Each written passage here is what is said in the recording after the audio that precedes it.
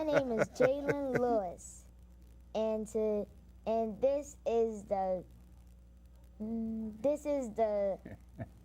Gilchrist Experience. and this is the Gilchrist Experience.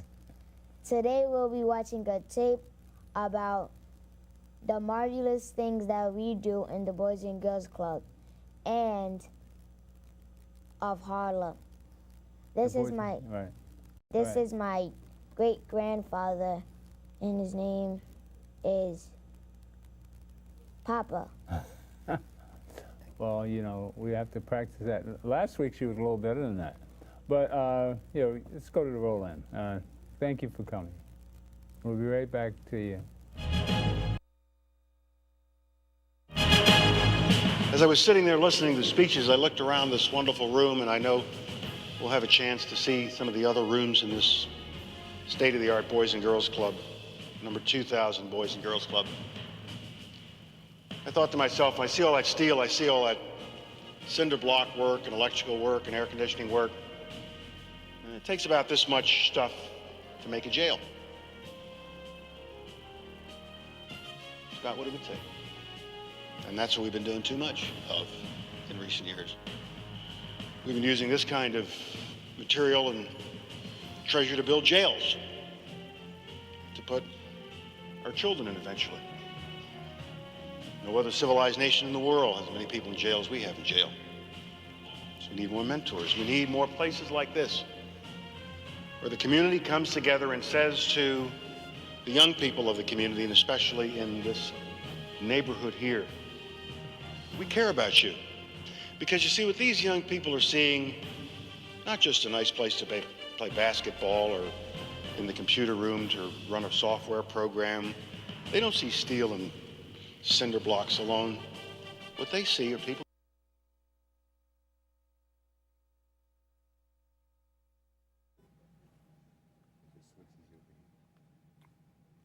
Here we go. Welcome to the Gilchrist Experience. That was the Boys and Girls Club, which is opening up next year, a brand new building on 145th Street between Amsterdam and Broadway. The Boys and Girls Club of Harlem. You'll stay tuned. We're having a fundraiser November 5th on a Thursday at, you see later on we'll give you talk more about it. All right, welcome to the show, Lloyd Dowdell. Mm-hmm. I'm sorry. No problem. But welcome to the show. Well, thank you. Lloyd is doing an introductory computer program with National Action Network, and he's also written a book on Barack Obama. That's going to be our topic today, what the accomplishments of Barack Obama. Welcome to the show, Lloyd. Well, thank you very much for having me. Welcome. Tell us about the book to start with. You know, the book was written in 2012. It's a compilation of many of the accomplishments of Barack Obama from 2008 up to this, his second term, or running for re-election for the second time.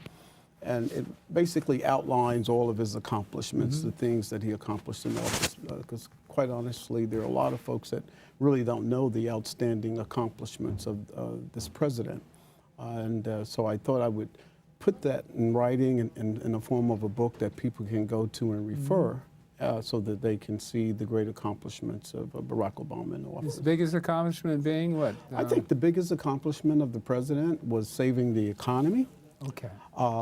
As you know, when he took office, the United States was losing about 800,000 jobs per month. The economy had tanked, Wall Street had collapsed, and many economies around the world that was dependent upon a strong U.S. economy was beginning to collapse as well. And so he came in and rescued it with the Recovery Act and bailed out Wall Street and saved a lot of homeowners from losing their homes. And so that was a great accomplishment.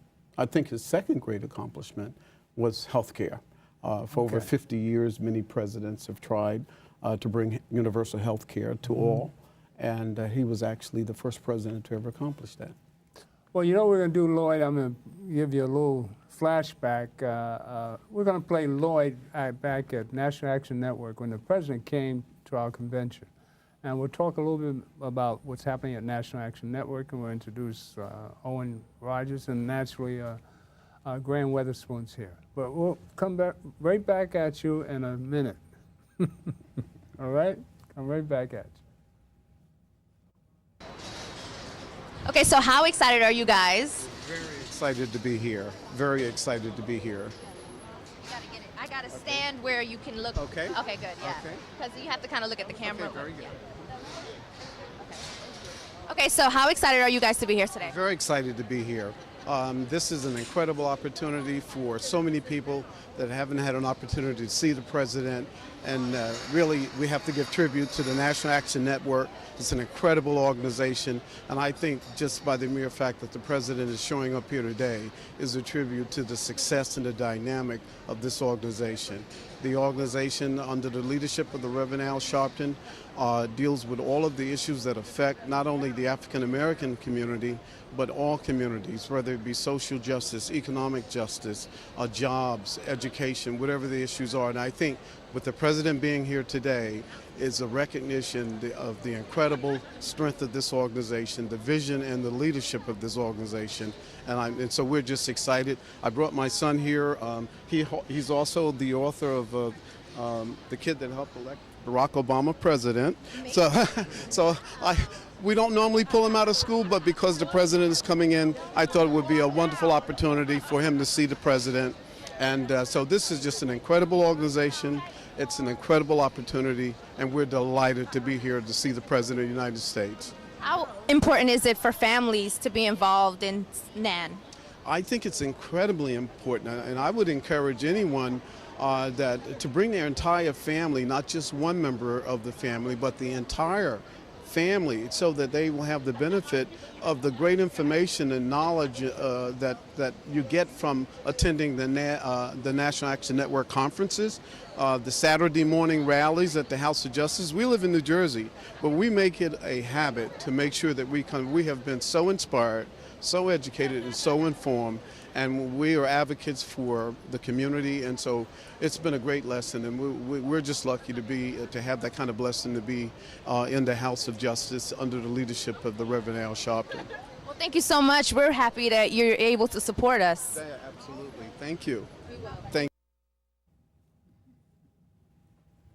Welcome back. Your wife's on the rest of it, but we'll wait for that.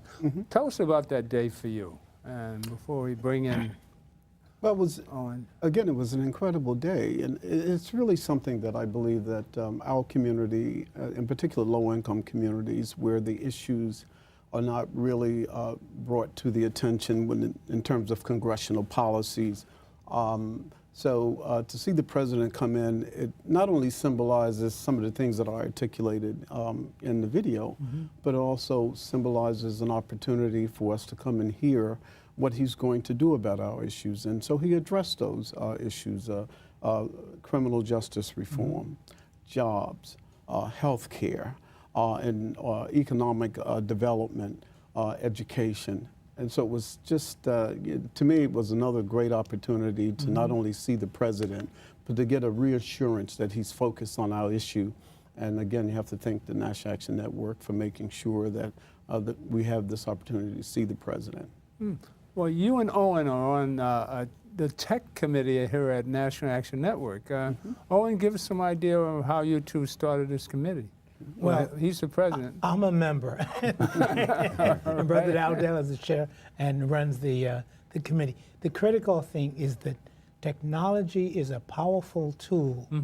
Not everyone in our community has access to that tool or knows how to handle it. Right. And what Brother Dowdell and his team has done is brought simple language, information to everyone from the high school dropouts to the great-grandmother so that they know what this gadget in front of them can do. And that's critical, that it is addressed in a familiar, comfortable setting in our community is critical, because some of these same students, from the teenagers to the grandparents, may not be comfortable sitting in academia. And that they have the opportunity to learn computers from somebody who knows it inside and out, and to be able to use the computers which have been donated to the National Action Network, to learn how to use the cyber world. That is something that's invaluable, because it's everything from knowing how to deal with your Medicare case, you know, for a grandma who doesn't quite understand, that information is there online, to the teenager who may have dropped out of high school, where do I go looking for a job? And bringing that complicated stuff to everyday folks is what Brother Dowdell and his team and his wife have done. And that's critical that the National Action Network is hosting that. There's no cost involved, and it's done in a comfortable, familiar setting in the middle of our community.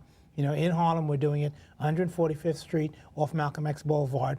We're doing that there in Harlem, and of course, NAN does it several other places within the country. Bringing that critical information, because to survive in today's world and to be computer illiterate, you are handicapped. Helping some of our people, from teenagers to great-grandparents, to overcome that handicap, that's the testimony of what Brother Dowdell and his wife and the committee has been doing. You know, you mentioned employment. You know, people drop, you know, guys have dropped out of school, people have dropped out and still need to find work. And a lot of people don't realize that gone are the days that you go someplace to look for a job. That's right. You go That online. doesn't happen anymore. You've You got have to go online. You have to go You have online. to submit your application. Right. Your resume, if it's required, has to be downloaded and Digital. sent in. You don't go to an office looking for work unless you're going to the state unemployment office. But saying that You know? comes as a shock to both teenagers and grandparents Right. who are job hunting, that you have a paper resume. That's useless. It has to be digital and downloaded, and that in and of itself is a wake-up call to both the young people and some of our seniors. Even as I was mentioning, fighting for your Medicaid benefits, writing a paper letter, that can sit on someone's desk for the next 6 months.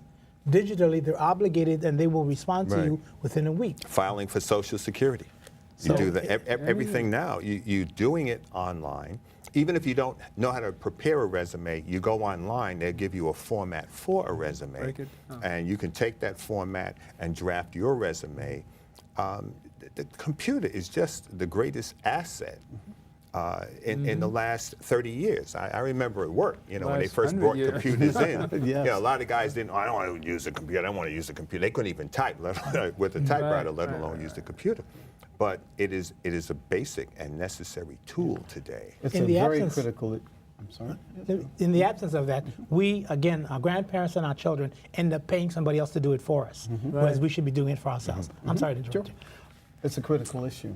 We have approximately 100 million citizens in the United States that's currently not connected to the internet.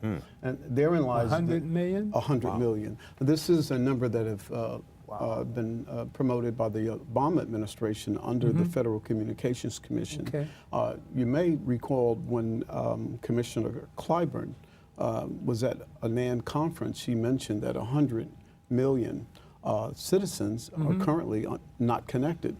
So having this huge digital divide, and out of that 100 million is primarily African Americans, Hispanics, and other Poor folk. minorities.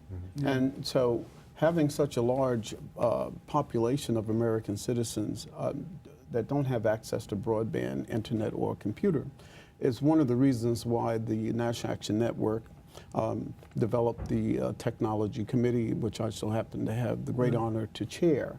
What we hope to be able to do in the city of New York, in particular starting off in Harlem, is to develop programs to be able to bridge this digital divide. So the committee, as an example, looking at ways how we can identify low-income schools in the community that would be willing to partner so that we can bring in the private sector, foundations, institutions of higher learning, and other academic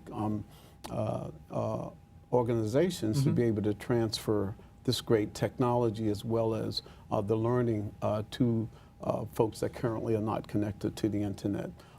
So it is a huge issue. And as you mentioned, and you, Roger, that government primarily have moved everything online. Right. So not only for the jobs, as you so eloquently stated, but for government services. All of it's just about online. So there's a revolution, federal, state, local government in terms of e-government. But if the people in the community, as an example in Bronx, you've got half of the community that is not connected. You have about 700,000 individuals in Bronx that don't have internet connection. In Harlem, it's pretty close to about 40% of the population in terms of low-income residents. In particular, those that are receiving public assistance, they are not connected because they can't afford it. And so we're developing programs in a very, how would you say, one step at a time way to be able to start off with something that will work in terms of a pilot and begin to ramp it up more and more to branch it out into the community. Along with that, this past week, the mayor has called some people to task because the DOITT, they've gotten concessions from certain industry and certain leaders in the digital world that they will bring low access or free computer access to our communities. They have not kept these promises, these corporations. Is that what we're doing at NAN now? Well, that's what We're doing, because if they had kept their promise, we wouldn't need a law to have classes, because they would be doing this that. is promoting it, though. I saw the city came up at yes, the opening. That's right. The Department of Information Technology and Telecommunication, DOIT, that Roger was referring to. Right. The commissioner of DOIT was there in support, as well as the mayor's chief advisor for bridging the digital divide throughout the 5 boroughs. Maya Wiley was there, and she's leading the initiative in terms of bridging the digital divide and making sure that broadband access is deployed across the 5 I might mention boroughs. to the public that I'm in the class.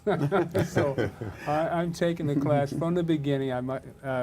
Bev's right next to me, and we're just starting off and seeing what you can do for senior citizens. Right, that's a I critical mean, part a of it. lot I know already, but it's interesting to go back to basics. And a lot of stuff you knew something about, but it's interesting to hit the very elemental, processes all goes through.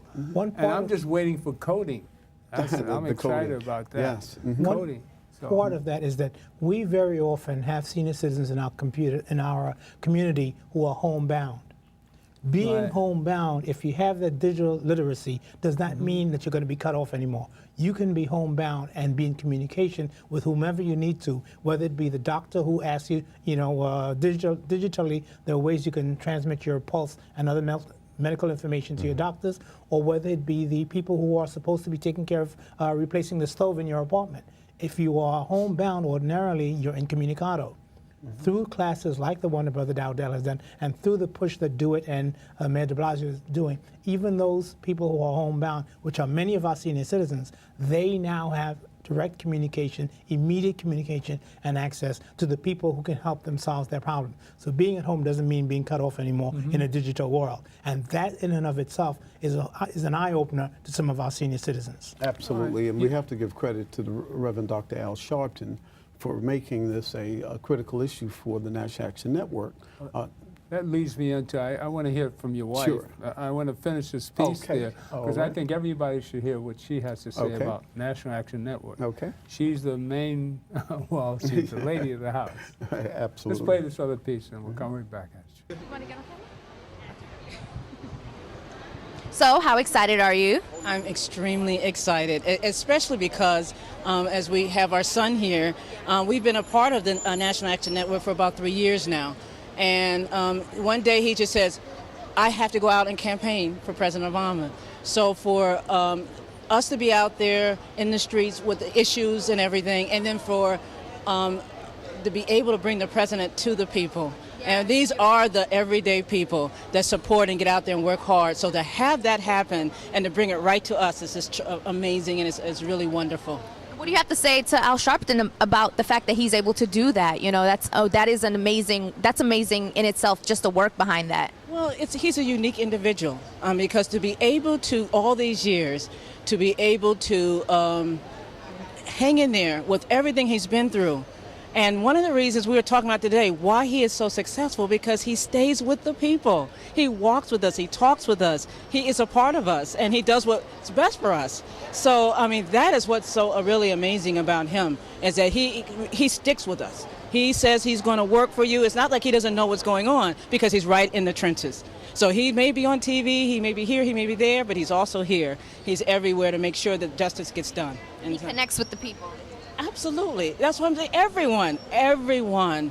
And so it's a pleasure. We have it always, the DVR running when he's on at 6 o'clock. Are we going to miss it? We don't want to miss it. So again, it's like a unique individual today in this country to be able to stand up for rights the way he does and get things done. And so that's why we had to have the family get together and be able to come do rallies. Who does that anymore? Who's out there fighting like that? Not a lot. So we're blessed to be close enough to come from New Jersey to come to New York and be able to be involved. Thank you so much. Okay, thank you. Thank you. Now, as you know, I do the videographer for Reverend Sharpton. I've been doing it for, 18 years. And he comes on every Saturday at 7:30 at mnn.org on your Wi-Fi, and it's 7:30 every Saturday at 7:30. In Manhattan. Channel 34. And what's the Bronx? Manhattan. Bronx doesn't come in on the Bronx.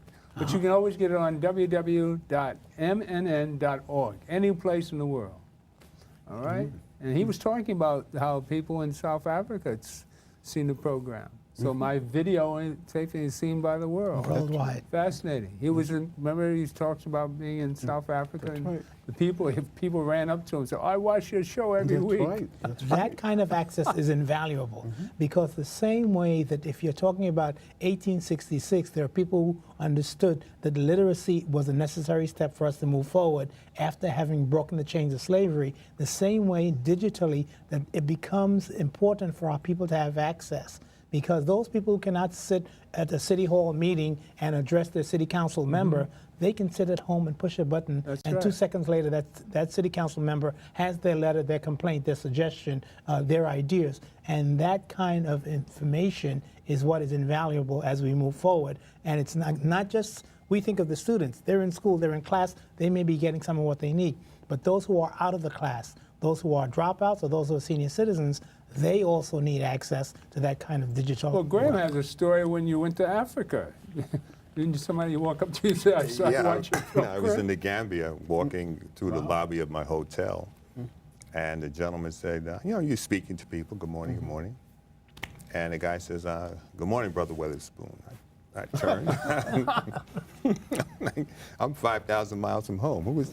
He says, no, I know who you are. I'm from the Bronx. I watch this show every week. So I'm in West Africa, intersecting with another New Yorker who was also in the Gambia at the same time.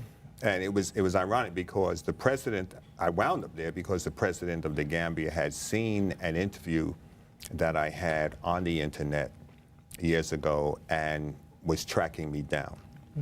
And it was a talk I gave to some kids in Bed-Stuy. So he saw that talk and had the embassy in Washington track me down here in New York, and I get a phone call, and next thing I know, I'm in Africa with the president of the Gambia.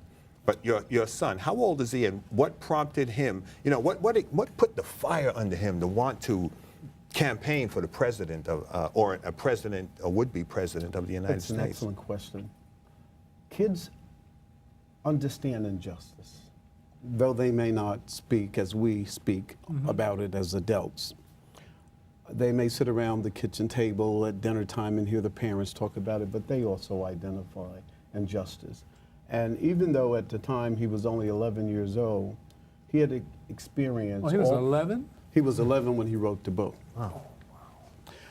So prior to that, because we watch a lot of news shows and we try to be engaged in the political dynamics of our community, we try to exchange our views with elected officials, and we've been doing that since he was born.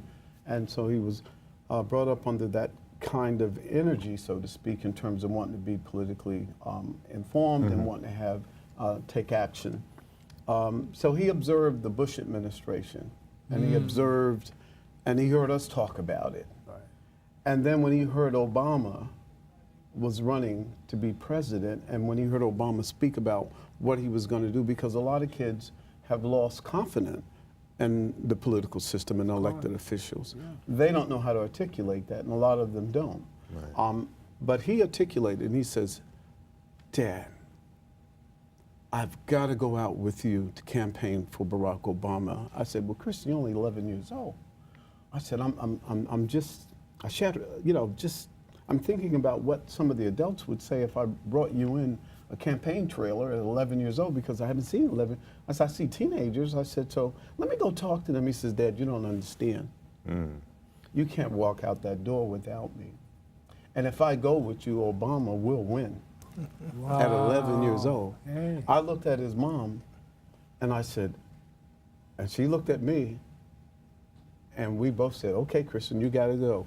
From the mouths of jumped babes. at 11 years. He jumped for joy. He ran in his room and he put on his coat and he was like, "I'm ready to go, Dad. I'm ready to go." And when we got there, he was fired up. And when we was out there campaigning, I could not keep up with my son. We had a suburban community that we had to promote Obama. And some of them had 100 yards, 50 yards before you can actually get to the door. the We're door. very wealthy Yes, I neighborhood. understand that. Walkways. Yeah. He would say, "Dad, stop." And I would stop, and he'd open the door before I could say anything, and he's running up there, and I'm going like, "Oh my God, my son is running up on his property."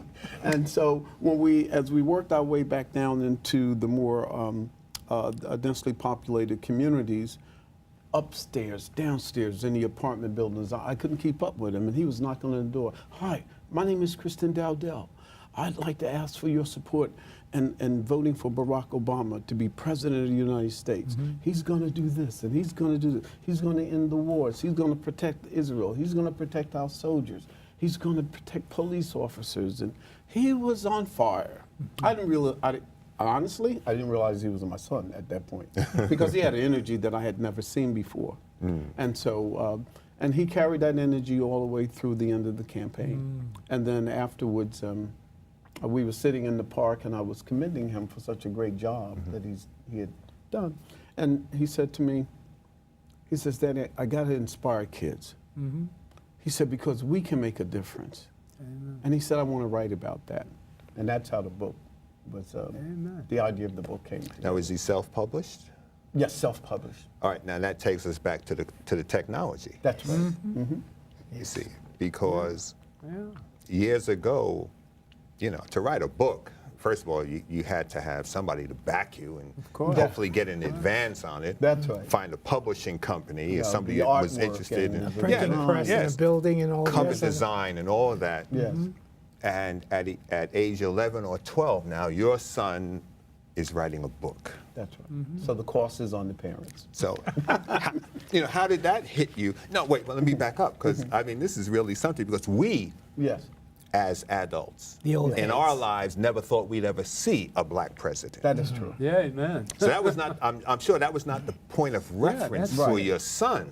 It played a major role as well. And Of course. it played a major role. But I think coupled with that, and equally as important, was that he listened and he believed what he was saying. And that was rare because I never heard him as much as we would go to, for instance, we went to the Democratic National, and he would listen to people, but he says, "Daddy, I believe this man." Yeah. He said, plus he's African American, he'll be the first black president, but he's gonna do what he said he's gonna do. He said he's gonna end the war, he's gonna end the war. And those things With have all come to that pass. hope and all that energy of all of us being so involved and watching what's happened in the last 7 years,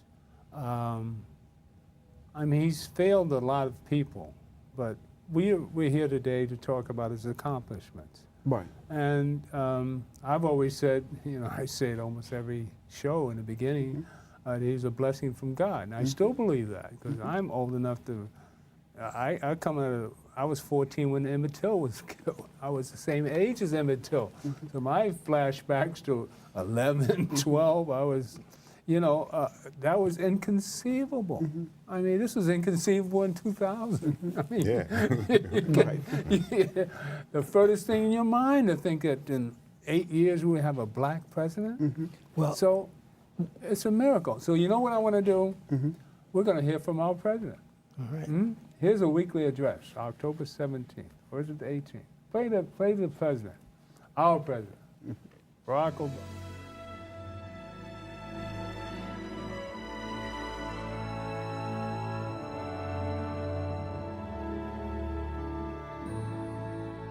Hi, everybody. 30 years ago, there were 500,000 people behind bars in America. Today, there are 2.2 million. The United States is home to 5% of the world's population, but 25% of the world's prisoners.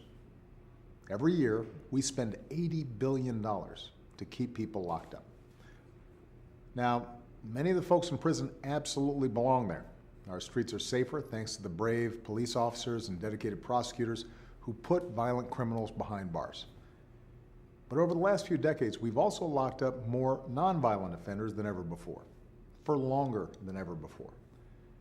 That's one of the real reasons our prison population is so high. Ever since I was a senator, I've talked about how in too many cases our criminal justice system is a pipeline from underfunded schools to overcrowded jails.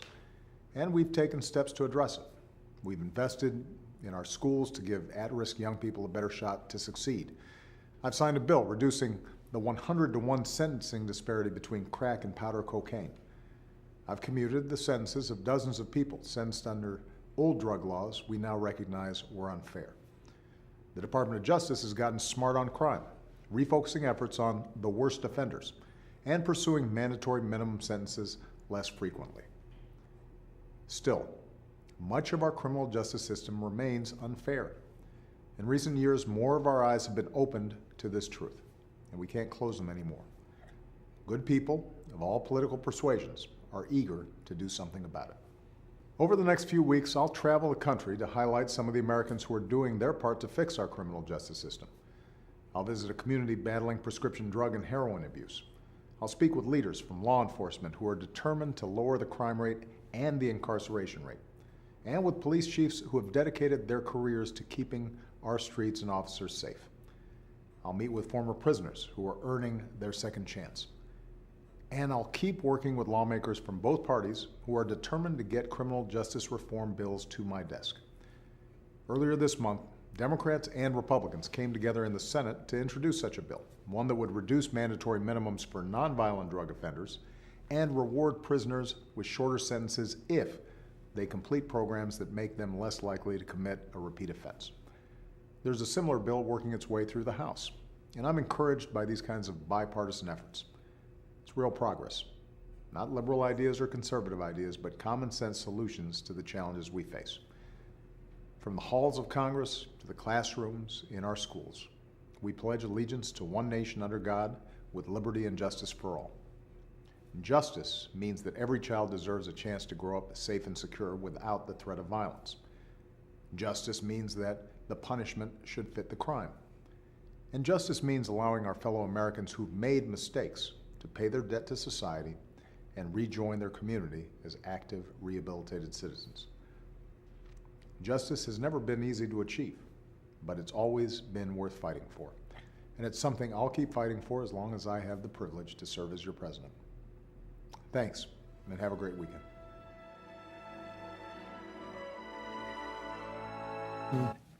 You know, it's so warming for me. Mm-hmm.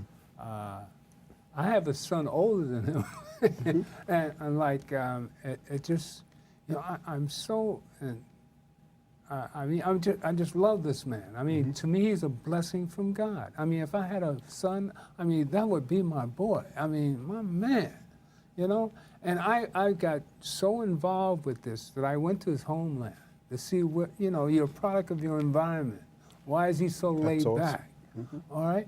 So I've been in Hawaii. I was in Hawaii in '61, the year he was born. I was in the Marine Corps. And we were off watching H-bombs go off. Wow. I was on a station on a ship. I was a Marine, but I was stationed on a ship for 2 years. But having been in Hawaii, and actually recently me and my wife went for her birthday 2 years ago, and I went in April last year. And it's such an amazing place, and I was happy to meet. Graham has a cousin there, so the first time we were there, his cousin showed us around. So I mean, I really got to see Hawaii. Right. You know, not like a tourist. The second time I went, his cousin wasn't around. I got to see it as a tourist, but it wasn't the same. I got to see where Obama would stay when he was there. I got to see the beach where he learned how to surf.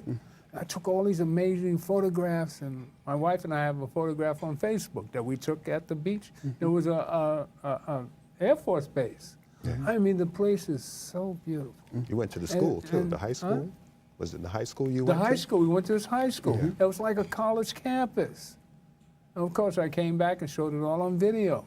But the man is from a part of the world where nature and God as presence. That's why I say all the time, he's a present from God. Yes, he is. All right? Yes, he so is. I see the beauty in the man. You see how so many people are so disappointed what he hasn't been able to accomplish. Well, So I want to dedicate this show, and I'm glad you're here, so we can give him his props before he goes, and it's the last quarter of his presidency. And absolutely. So if you look at it, the collapse of the economy, had he not stepped in to save the economy and collapse, whatever plight or situation that the minority community is now, if America had to be rebuilt, believe me, we would not be where we are right now. We would have had to have rebuilt from the bottom up, and I don't think that African Americans or other minorities would be at the top of the food chain in terms of priorities. No, not at all. So, so it's a blessing because he saved us. Okay. Yes, he saved Wall Street, but could you imagine us having to start all over again, just completely wiped out? No way, being a minority in this country, and this being a democratically principled political system where the majority rule, there's no way that our priorities would have taken a priority over the majority. And so wherever we are today, we would not be there for Obama. But let me just jump to a couple other points in terms of technology, because we talked about the 100 million folks that don't have technology, primarily African Americans, Hispanics, and other minorities. Obama recognized that. During the Recovery Act, he put $13 billion to connect our communities, $13 billion. Since then, he has put $900 million for a program that's called Connected America. He has put almost $200 million to connect low-income families that live in public housing. All told, he's approaching about $15 billion in expenditure directly for our community. In addition to that... So this is what you say to the black community. You say, what has he done for us? Yes, in addition to that, in addition to those points, just think where we would be if the average person now without Obamacare. So I know people that are paying $17, $34 a month, and they have medical coverage for $17 to $34 a month. In other words, if your income, if you didn't have an income, Medicaid, Medicare. Yeah, if you didn't have an income before, and if you weren't on Medicaid or Medicare, you didn't have any insurance. Okay. What Obama did, as he recognized that a lot of people think, I mean, if you think about who is the health care for, it's for the people who don't have it. And who are the ones that don't have it? A majority, almost all African Americans, except for the ones that are working to get it through their jobs or whatever the case may be, or on welfare. But for the ones who are unemployed, which is a high number, so for the first time, we were able to get health care. And if we didn't make any money, or if you made $10,000, $12,000, $14,000, $20,000, $25,000 a year, $30,000 a year, you were paying $34, $18 to $34 a month for health care, which meant that you could go into the same office and be treated by the same doctor as a wealthy individual. And that's what some of the stink was about, because for you to be able to have a high quality doctor because you're very wealthy, or you're very wealthy, or you're very wealthy, and I, poor, I can come sit next to you in the same doctor's office. That's never been available before. So, what do you say when you hear all these lies that are told about Obamacare? I just think that I think that what our community was looking for is for him to articulate in a very clear voice that this is what I'm going to do for black people. Well, he couldn't do that. Right, he couldn't do that. We understand that. Right, we understand that. But the masses why didn't black people understand that? Well, not everyone is politically astute. And there are things... It'd be dumb for... You see all these crackers... But the point is that if we were to say we want to get the 300,000 brothers who are on the street corner, get them working jobs, and to make sure that they have a way that they can earn and feed their families, if we were to speak in, common parlance, people would say, wait a minute now, what about those folks who don't look like you who might be unemployed? So that instead of saying, well, to find jobs for these 300,000 brothers, we then have to say those who are unemployed will do outreach to. It's the semantics. Because if we say those who are unemployed will do outreach to, then people understand it's inclusive of everyone. Whereas if we say just the brothers on the corner, they begin to think, well, this is the racist program that Obama's doing only for black folk. And the semantics that's tied in with the politics is a critical thing. And we have to be alert to that because when we're talking about improving the economy, we're talking about a deficit, a budget deficit that was 9.8% that now is down to about 3%. We're not talking about just helping the brothers. We're talking about saving corporations. We're talking about the meltdown that Wall Street was going through, and we're talking about people who are making high incomes who now have some guarantee that their incomes, their corporations, their jobs will continue, who don't look like us. Well, the Dow Jones went from 6,500 to what is it now, 18? And it benefits a whole lot of people who don't look like us. Right. And this is part of what we have to talk about. 65 current consistent months of economic. Points. That's right.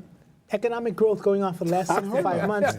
12,000 points. But we have to make sure that people understand Obama is not just taking care of the homies. No. He's taking care of the country. The country. And this is the credit that's being denied him. A lot of people are not giving him the credit for saving the country. And when gas prices go down, it's not just us who benefit. Well, why do black people say he's not black enough? Well, because he's not speaking. He's not speaking. I think that's a psychology as opposed to a political question, but that's another story. Or even worse, they don't like him because his mother was white?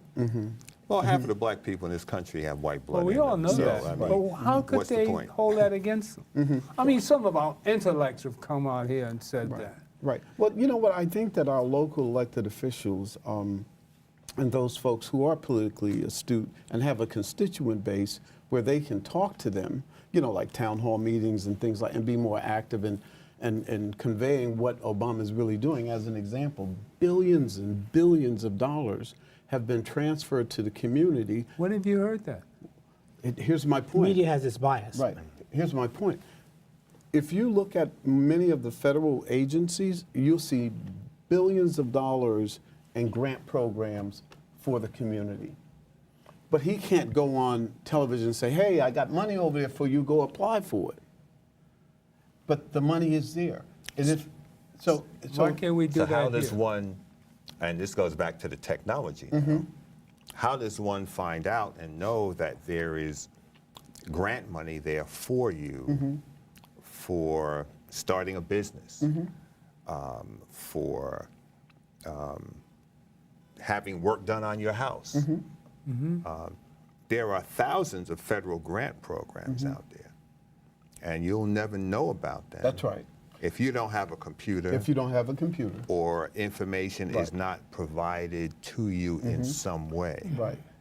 You are absolutely right. But the Republicans will turn that around and say Obama's giving our money away. No, because there are federal standards that you have to meet in order to qualify for the money. So anyone who meet those standards, it's race neutral. It's more data and application procedures and process meeting the guidelines of the federal government. As an example, Obama has put billions of dollars out for communities all across America for groups to get together and work out an economic development revitalization plan for their community. So that's what we should be doing in a community like Harlem. Yes. Right. And so what happens? We don't know about some of these. Right. So what happens is that like for instance, if you look in the city of New York, and you look at the economic development agencies or those profits and for-profit organizations, they are all applying for those grants. And when you look at their board, not anyone that looks like us is on that board.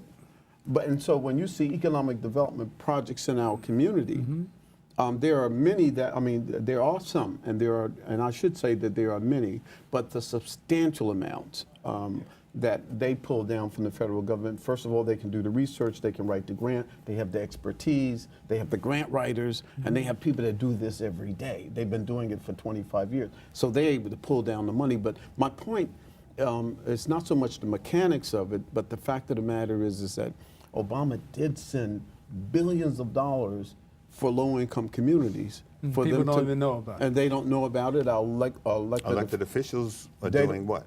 Right. Well, and you know what? I like to criticize the elected officials, but I also would not like to criticize them because, in all honesty, when you look at the political dynamics, like even in the state of New York, you have a Republican-controlled legislature, Senate, I believe, and a democratically controlled assembly. And so the issues are driven by the folks who are the most prolific in terms of advocacy, the squeaky oil. And we do not write, we do not advocate for ourselves. And so the issues are driven pretty much as they are in Washington, D.C. by the lobbyists. And so we get left out because we really don't have it. But the money was there, just like the $12 billion. And there's another $19 billion Obama has put in on the Universal Service Program to connect families that don't have. So there was $15 billion. Now there's about $19 billion, between $16 and $19 billion that's currently available right now through the Universal Service Program. And the people that take advantage of those programs are the large corporations, like the Verizons and the Comcast. Roger mentioned the Comcast program where there's free computer training and access to a computer for like $9.95 a month. That's being subsidized by the federal government. So the federal government sends a check to the large corporations like Verizon and Time Warner, and they give the poor person the $9 to pay, but the government pays the balance of the $40. See, but the thing is that the poor person is paying, and they're getting money from the government, so it's a win-win for them. Oh, it is. And they're not giving anything out to the poor. That's exactly right. But what is available? I know you have a long list of things that he's done. I'll be brief. But let me, no, I think I have your question, but would you finish it, please? But, you know, the corporations, and a lot of them aren't even paying taxes. The major corporations don't pay taxes at all. They pull down this money. So in terms of the grants, those funds that are allocated, I mean, if your congressperson is in Washington, buried with and these bills are being written, right, and it's coming through committee, right, and it's being signed off, a congressperson should be aware of what it is and notify their constituents or back at least at home. Someone like Mr. Gilchrist who could do a show about it to inform the community. Inform That's the why we're people. gonna do that. That's You why know, we're doing no, it. That's right. no, you're not going to get the money for Comcast, but what is available for the working Joe and Mary? I'll give you a good example. Governor Cuomo and the Democratic leadership, as well as other Democrats throughout, there's $2 billion currently appropriated right now. $2 billion. In New York State. Right here in New York State. For every school throughout New York State, and we know that the large schools are in the minority areas because that's the high concentration in terms of Question, which is self-serving to me. What about the Boys and Girls Club of Harlem? okay, so You need grant writers. That's Right. a different scenario. right. So, but I can tell you how this money tie into that. So the $2 billion that's currently available, it was passed November 4th, 2014. It was a bond act called New York Smart Schools. Okay. That's $2 billion appropriated, passed and voted upon and signed into law by the governor. Wall Street raised the money. The money is on the table. Each school district have their allocation. Wow. But there is no discussion.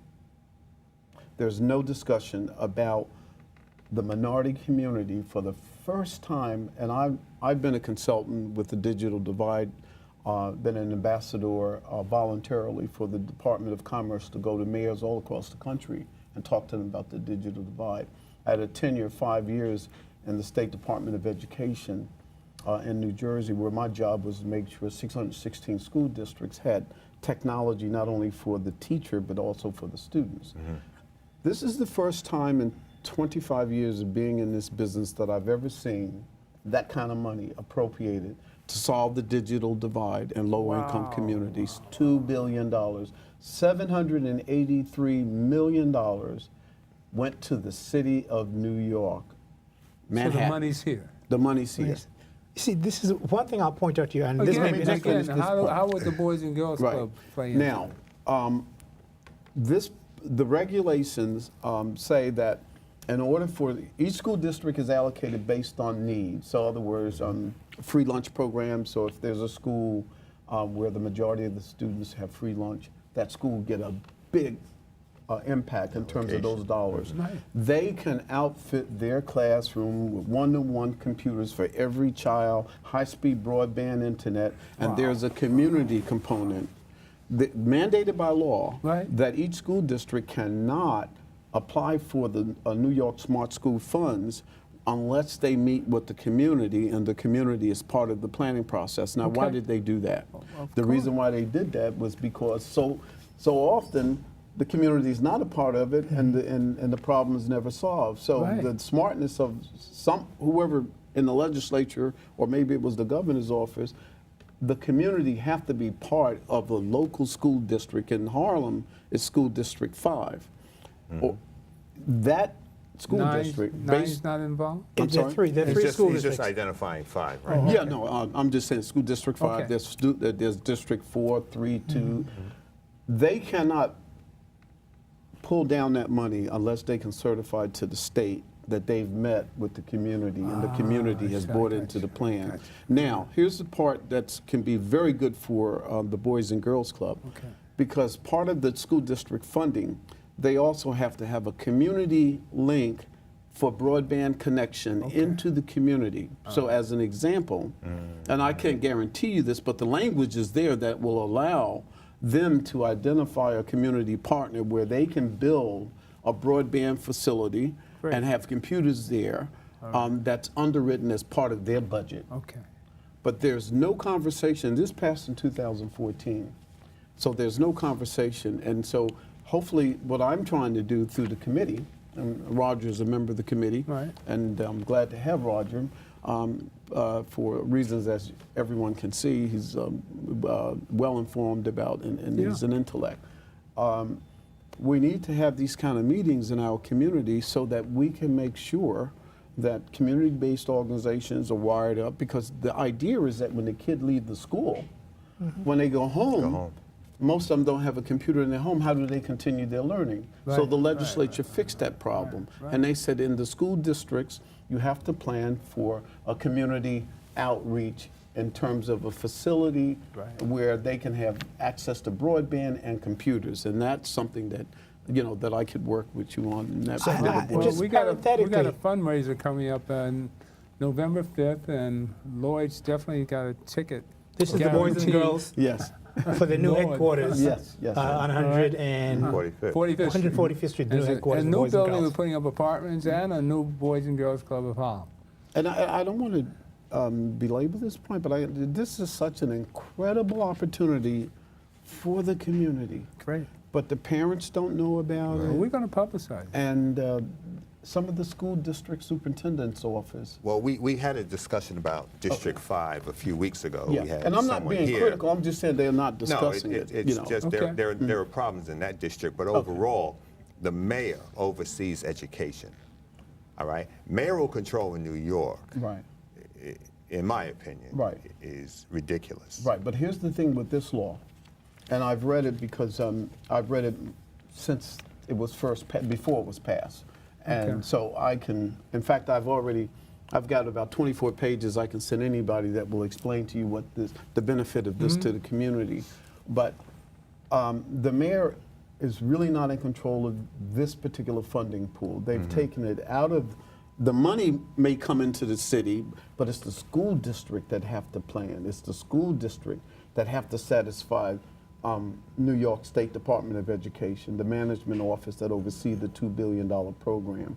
So unlike before where the mayor would have to appropriate X number of dollars and they would have oversight, this money is coming from a bond raised by funding from Wall Street that go into a pool and is based on need for each school district, and the money is allocated to each school district based on their application. So if so the mayor is not directly involved in terms of that. The oversight is coming right from the state, but the mayor will obviously, because it is education, have some influence there. But How does that affect charter schools? I'm sorry? How does that affect the charter schools as opposed to the regular public schools? Yeah, based on the law, as I read it, there are some benefits for charter schools, but not very much. It's really more dynamically for the public schools. Well, they have enough it help should be. as it is. Yeah, charter don't schools they? are not They're doing underfunded. fine, aren't they? Right. Money's not their problem with the charter schools Okay. or the corporations that create them. You know, Money's not Lloyd, their problem. Lloyd, I keep Lloyd. calling you. You know, you have to come back because I want you to talk more about your book. But we only have a few minutes left. Okay. In the last few minutes, I'd like you to give us a brief boost for what Obama should be doing in this last year. Interesting. What do you like to see happen? Well, in addition to the book here, Which that is my copy, right? you certainly It can. is now. In my opinion, Obama's hands are pretty much tied because he's the administrator. What about when he gets away from the presidency? Okay, but let's talk about what he can do now, as you said. I think what he can do now, since his second term is over, you don't have to play to the politics of the Republicans. I think that he can be a little more dynamic in terms of programs that will impact low-income communities. As an example, We see what he's doing with the prisons. right? As an example, I would First like president. I would like to see Obama. Approximately $35,000 is spent every year, and this is based on the Congressional Budget Office report that you can pull online. You can see it today. Okay. So when you look at rent subsidies and food stamps and all of the other subsidies that they give a person or in terms of support, it's about $35,000. And that's for utilities and just all kinds of subsidies and programs. About 35. I'd like to see Obama, and I propose this to folks, but I'd like to see them take that $35,000 and fragment it, but put it all together and target it for that low-income person. In the form of a jobs voucher for those that are capable of working. Wow, okay. So that that individual now has a paycheck every week as opposed to $300 in food stamps and then rent subsidies, which they will never climb out of poverty. Right. So, and they're spending the $35,000. 30 so, seconds. So if they So- took that $35,000 and bundled it together and made it available for that person in terms of a jobs voucher. President it would- Obama, you've heard it from us. So we expect you to tune in next week for. We'll come back with more ideas on how to take care of us. As And a thank you for the people. job that you're doing. The God and that in me you've done. loves and God in you. And thank God for President Obama. President Obama. Power to the Right. people. Power to the people. A lot of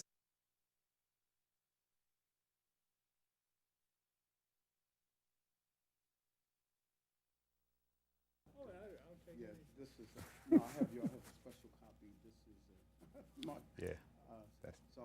That's the one with the blank pages, the one he's giving you. Hi.